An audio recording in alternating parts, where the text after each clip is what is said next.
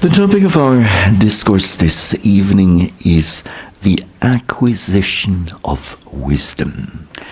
During the preceding discourse last night, we ended with a passage from the Samyutta Nikaya and a discourse entitled The Inferior Person. And so an inferior person is a person who is of wrong view, wrong intention, wrong speech, wrong action, livelihood, and so on. Whereas a superior person, is certainly a person of right view, right intention, right speech, right action, right livelihood, right effort, right mindfulness, and right concentration. Now, the same Samyutta Nikaya contains a second discourse under the same title, namely the inferior person. And certainly here the Buddha says, I will teach you the inferior person and the one who is worse than the inferior person. And such a person, worse than an inferior person, is someone of wrong view, wrong intention, wrong speech, and so on, all the way to wrong concentration, and adding two factors, namely wrong knowledge and wrong liberation. And the Pali term for wrong knowledge is certainly given here as miccha jnani. And wrong liberation is miccha vimutti. And as for the first one, wrong knowledge, the commentary explains this as wrong reviewing. And the sub-commentary explains this further by saying when one has done something wrong, one reviews it with the idea that it is good or was good. And miccha vimutti, wrong liberation, is explained as false liberation, a non-emancipating liberation. And certainly so, if someone goes around spreading wrong teachings that in the end do not lead to liberation, then this would be such a case.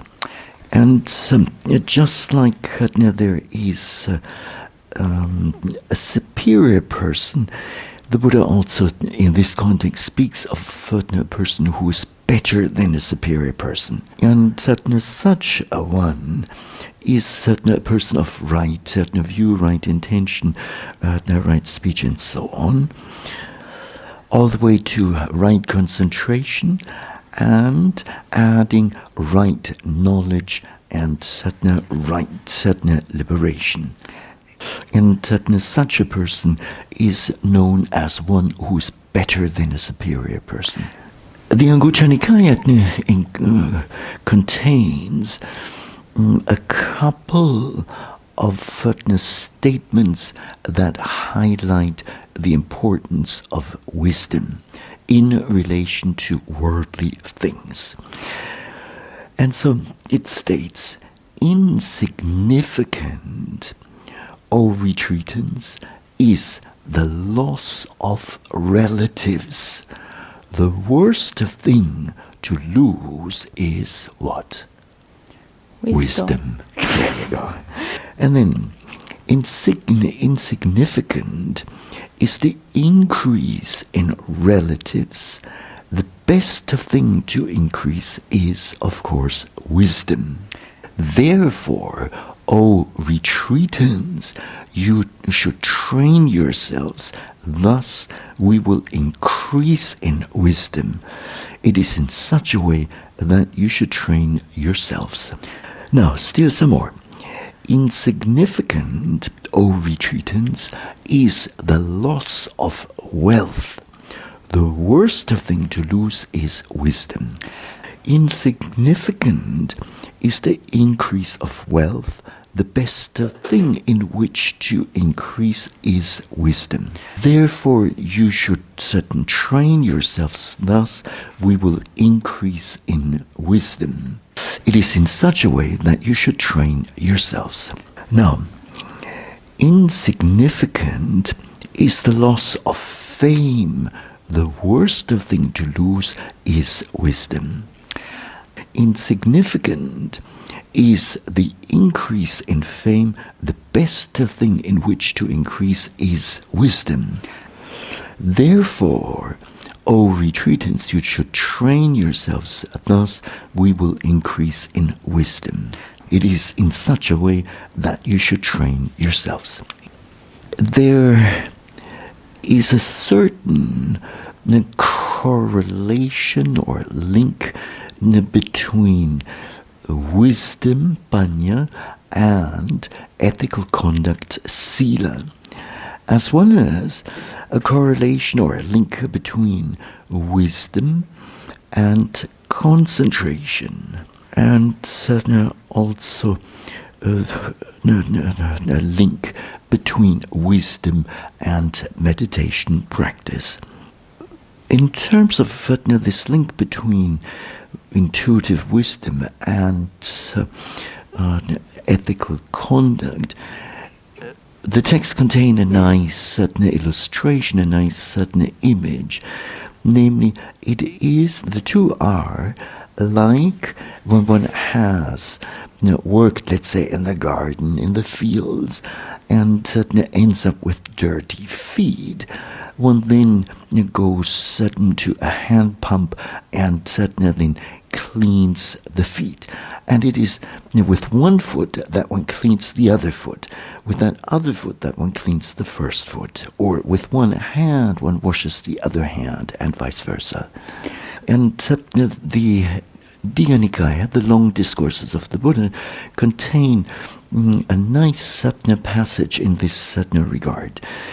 It states, wisdom is purified by morality, and morality is purified by wisdom. Where one is, the other is. The moral person has wisdom, and a wise person has morality.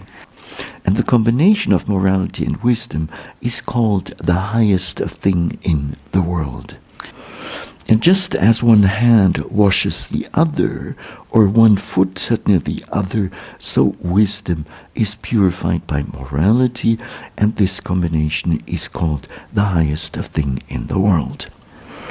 And the more we practice, the more intuitive wisdom will arise, and with that there will be more understanding of things, and as a result we will pay even closer attention to our ethical conduct. The Venerable Mahasi Sayadaw of Burma has explained an additional or a point that is linked to this particular topic. And so he states, as is given in the Manual of Insight, all meditators should develop concentration and insight knowledge based on two kinds of morality. And those two types of morality are morality that has been purified before meditation, in Pali known as Bubbabhaga Sila. And the second one is morality that is purified during meditation. So as we are undertaking meditation, and this in Pali is known as Sahajata Sila. And there are cases of retreatants to whom ethical conduct is important, and they make it a point to observe at least the 5 precepts during their life prior to an intensive retreat. And if, for instance, as a child and a youngster, adolescent, one pays much attention to observing an ethical conduct, then when such a person sooner or later does an intensive retreat, it really supports the practice. It really supports the unfolding of intuitive wisdom. Now, not everyone is doing this, and yet through the meditation practice itself, so while undertaking the mindfulness meditation, we are purifying our conduct.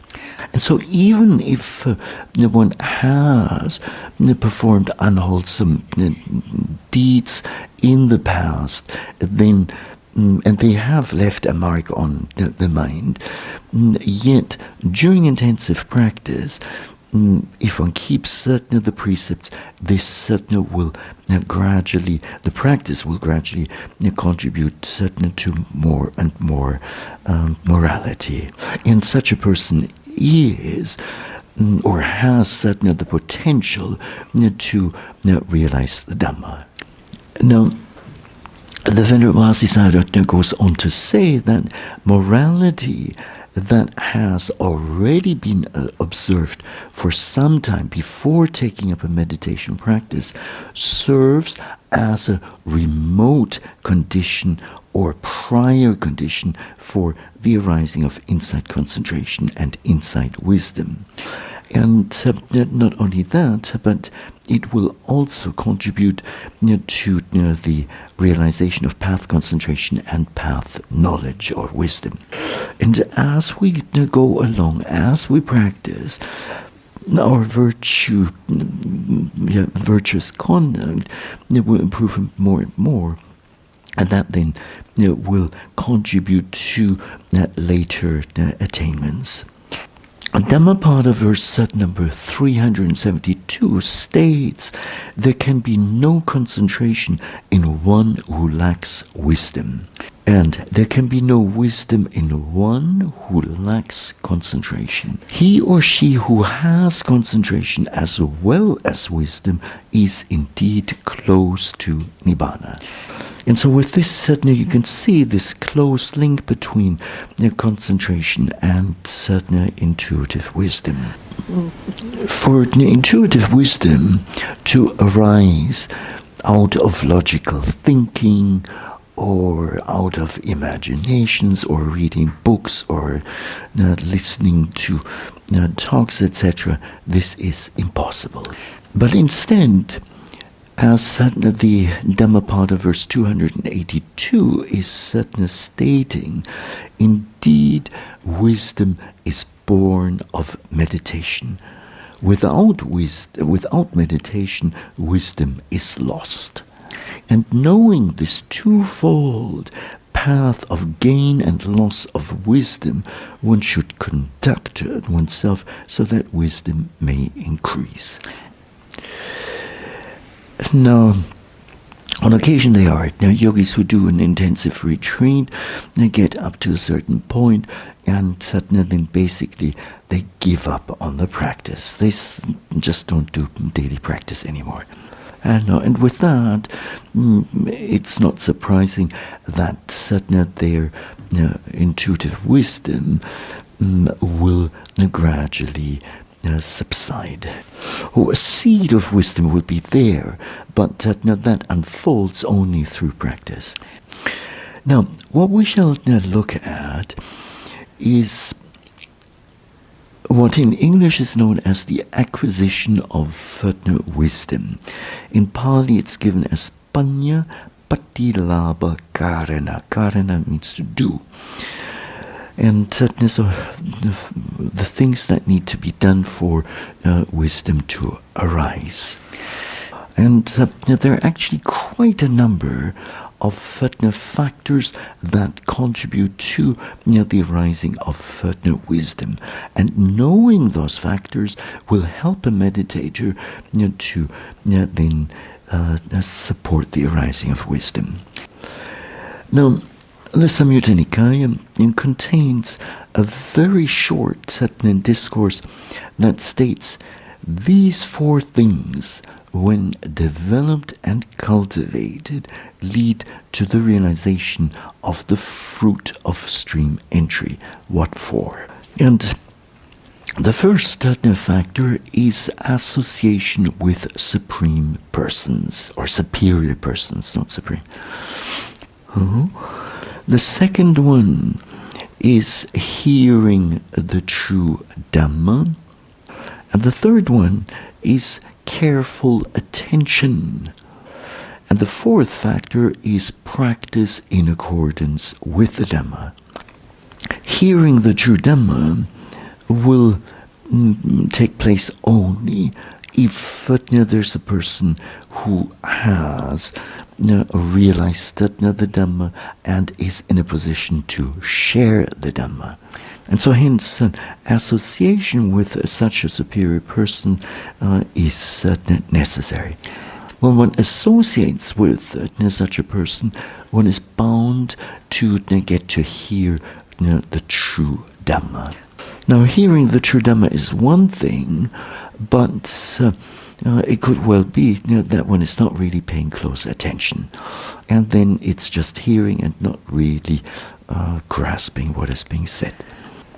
Now, the Dhamma is profound in nature. And so there are some great subtleties there.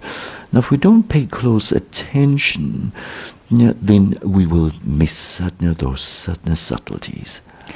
Now, if one is fulfilled with the first three factors, namely association with a superior person, hearing the true Dhamma, and paying careful attention, this is good, but not good enough.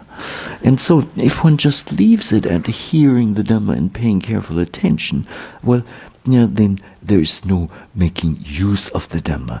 So what is required is practice in accordance with the Dhamma.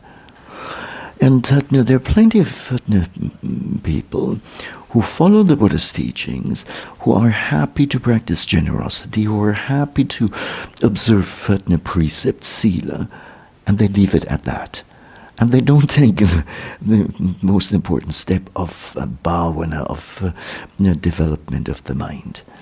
Now, so the Buddha's Dhamma is to be understood through practice, so through one's own experience.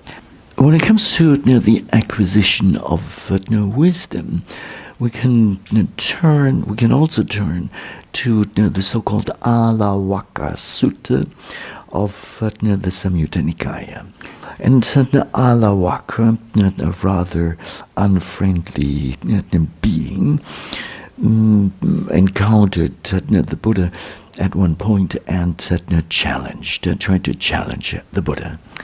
And so the first question that Alavaka posed was, how does one gain wisdom?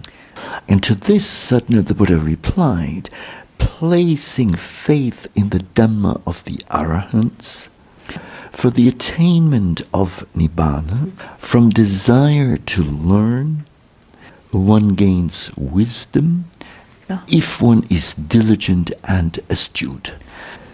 Now, the commentary explains that several aspects are involved here in gaining wisdom.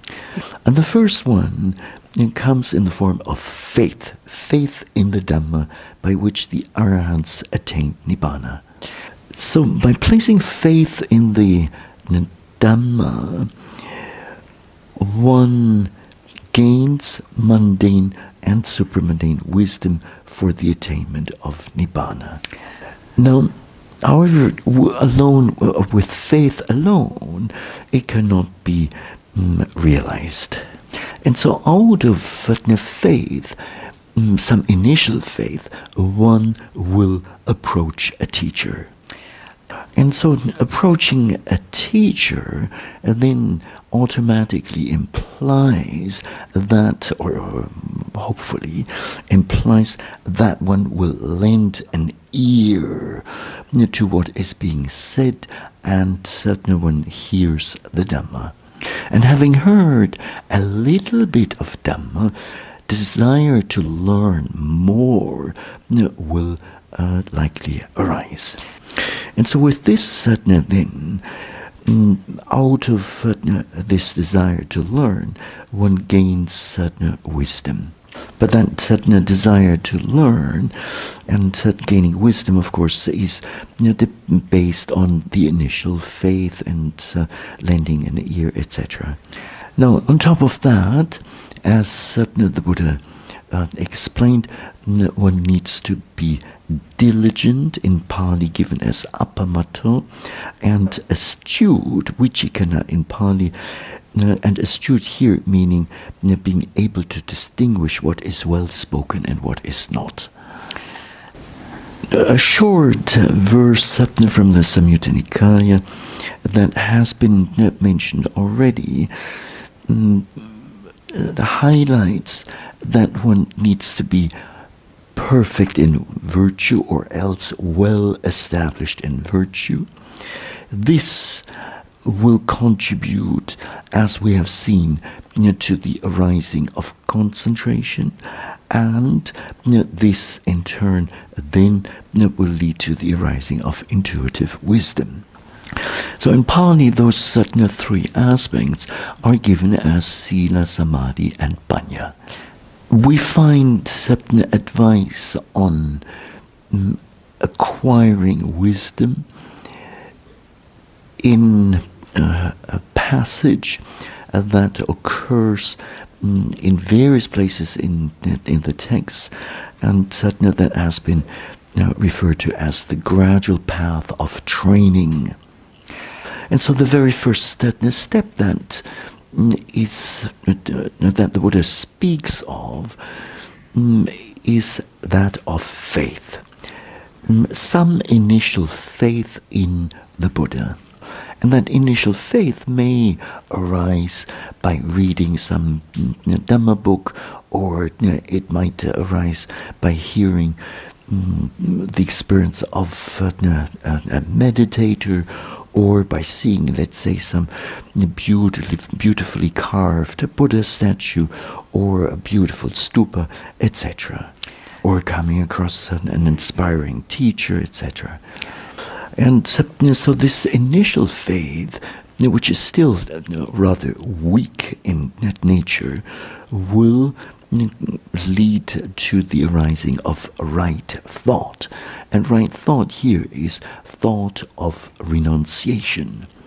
And one realizes that within one's ordinary context, certain family, home, and so on, it's difficult to practice, and then the thought of temporarily renouncing all of that and going on a retreat.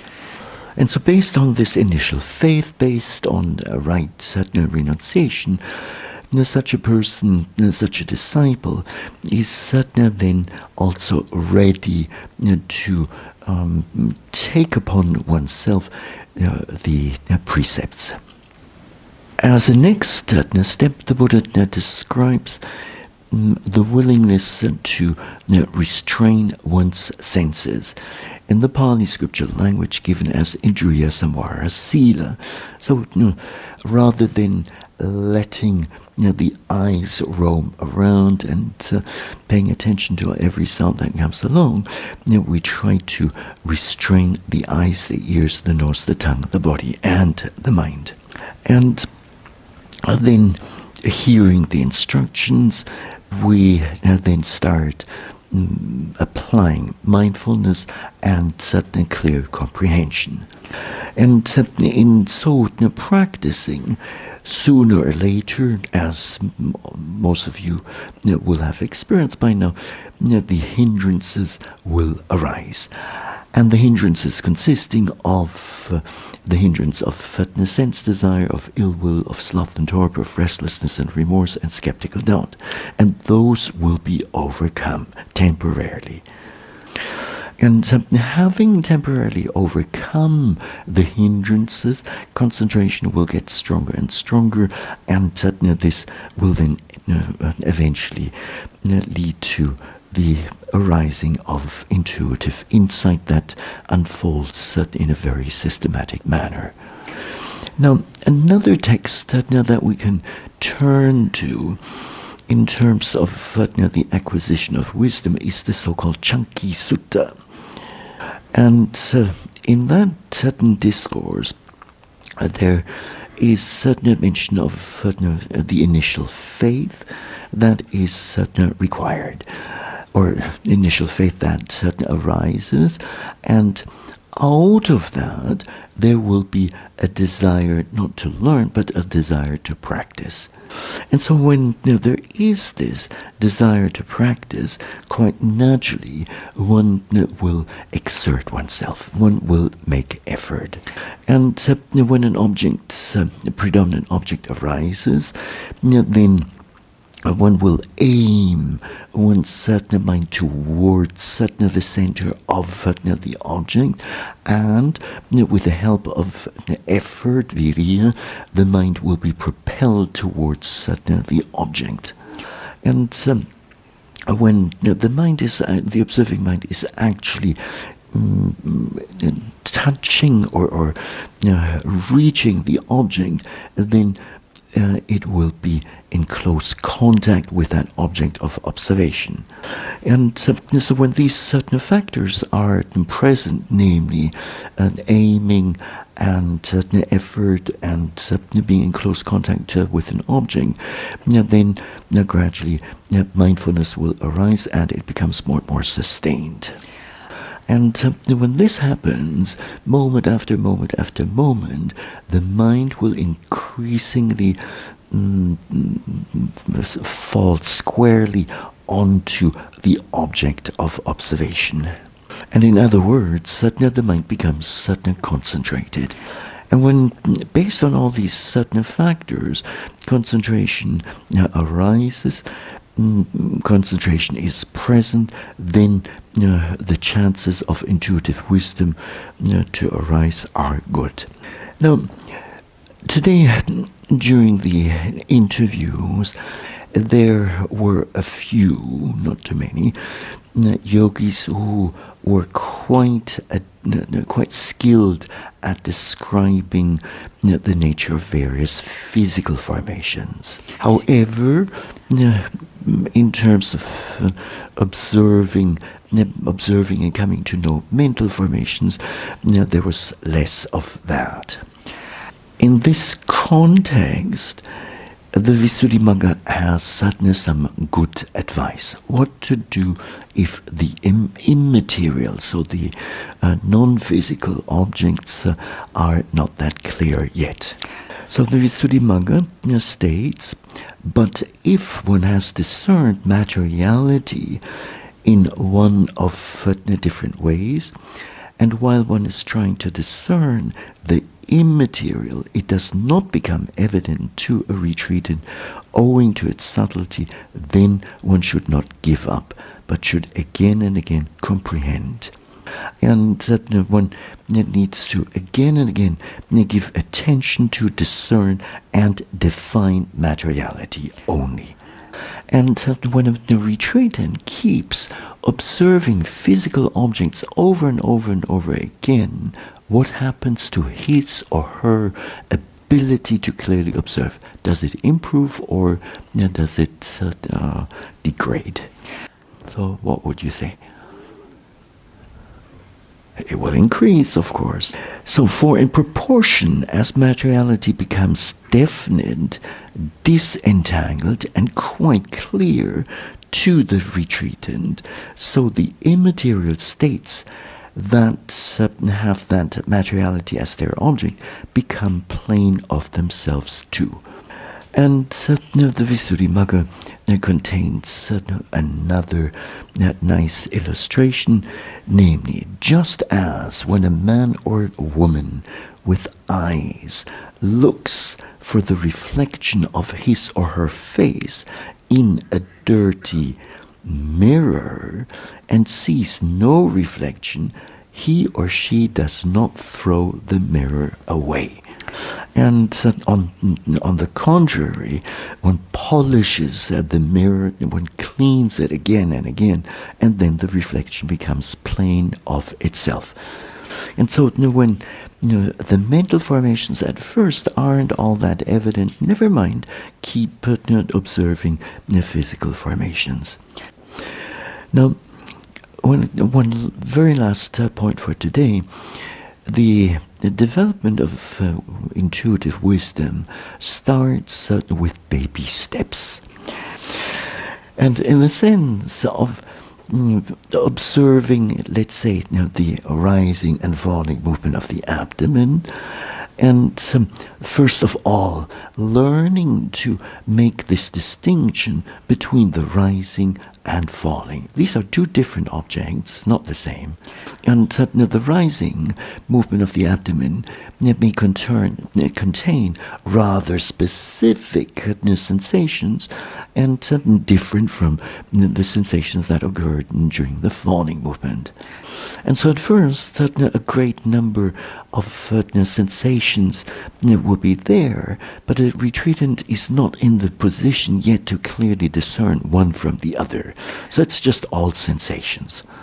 And if one keeps observing carefully, then gradually one comes to recognize, oh, this is stiffness, oh, this is tightness, this is hardness, etc. And certainly the same thing then also applies to various mental states and mental phenomena. So by initially taking baby steps, may gradually your practice unfold in such a manner that certain ever more profound levels of intuitive wisdom become discernible to you.